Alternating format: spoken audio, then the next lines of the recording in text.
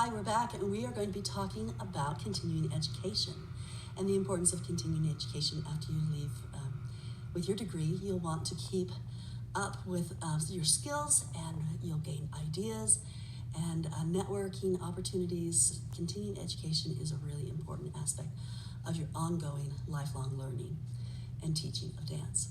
So let's look at the first one here. First opportunity for some continuing education is summer intensives or weekend workshops. Either one are fantastic, wonderful opportunities. It's fun and it's motivating. It's inspiring to be within a whole group of people who have come and set time aside to be together and to share dance and to share ideas.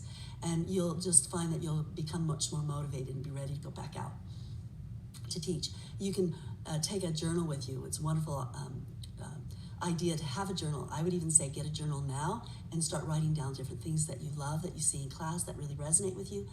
An exercise or across the floor, or if something's explained a certain way, you might want to write it down if you think that it really connects well and you'd like to use it when you're teaching. So this journal will go with you for years and years and build an incredible amount of wonderful resource for you to go back to for many classes. So these summer intensives are opportunities, as I mentioned, to network.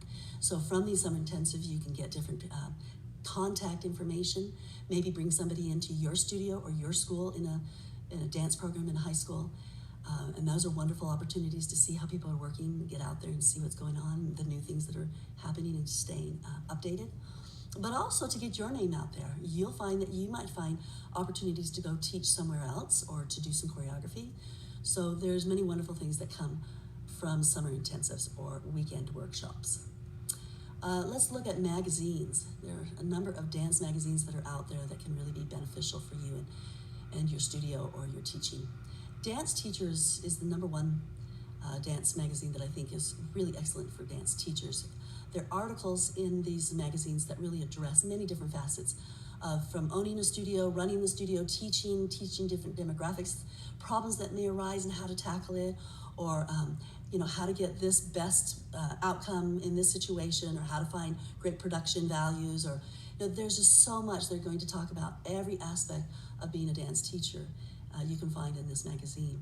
So I suggest that you subscribe and really take advantage of the magazines that are out there. There's other ones like Dance Spirit is another excellent one, and Dance, just the term dance. And then of course there's Dance Magazine and others that are local in your area. You'll want to consider being a member of different organizations, dance organizations. This is really important. Again, it's the networking idea, and you'll want to really hone your skills on learning how to network and keeping those contact names and numbers and addresses, emails, to text them and to email them. You want to find something, maybe another book for contacts, so that you can easily go to what you need. But these organizations offer the opportunity for you to know what's going on, whether it's in weekend workshops, to network with people who have studios similar to yours, maybe to band together. Maybe you're even going to do some collaboration. I mean, there's many different things that come from being a member of different dance communities and organizations. But one of the others is that there are dance examination boards.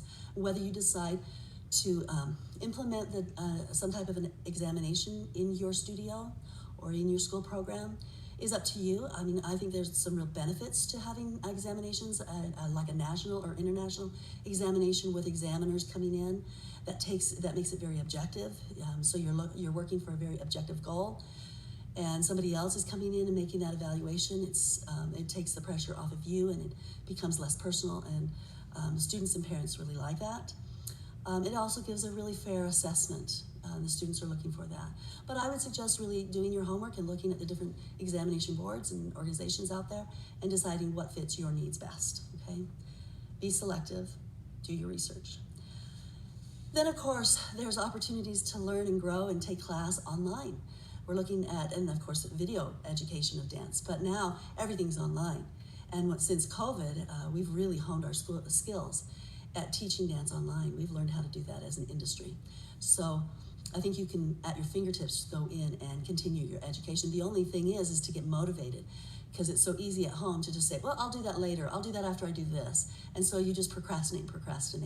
But if you can really set a time aside, or if you know of a particular class that is going to be online and you really want to make that a priority in your day so that you can have that ongoing continuing education. Now, some school situations are going to be asking you to verify that you're getting a certain amount of hours of continuing education. So find a way to make sure that you're paying or that you're documenting that so that you can turn that in. But online education has just become excellent. And the technology being used so that you can follow the teacher and see what's going on, and the ability of the camera to go different places, they've really expanded their expertise. And so I think it's a real positive experience to do online class. There are books out there, and I suggest wholeheartedly that you go out and that you find books to put on your professional bookshelf that you can go back to and refer to when you need to. So terminology books that you can refer to when you're teaching.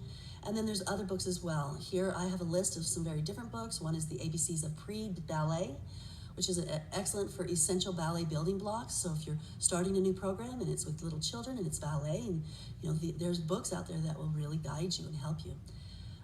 Then there's the ethical dilemmas in dance education, and these are case studies on humanizing dance pedagogy. And of course, the one that I brought up in the past is culturally responsive teaching and the brain. And this is great as you're really looking at how does your teaching affect the masses and can be seen as being culturally responsive and responsible.